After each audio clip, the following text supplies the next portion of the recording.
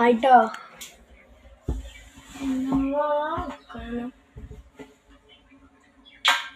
Guys കല്ലടയാണ് guys അടിച്ചേ.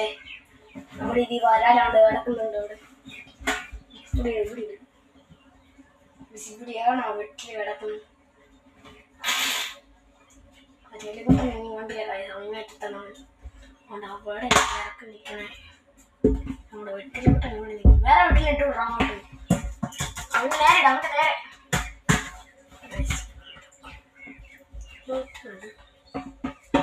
കല്ലടയാണ് തിന്നോളും. കമ്പട്ടി വീഴ്ചടാ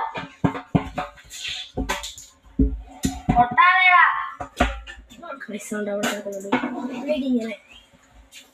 അങ്ങനാണോ വിളിക്കുന്നത്?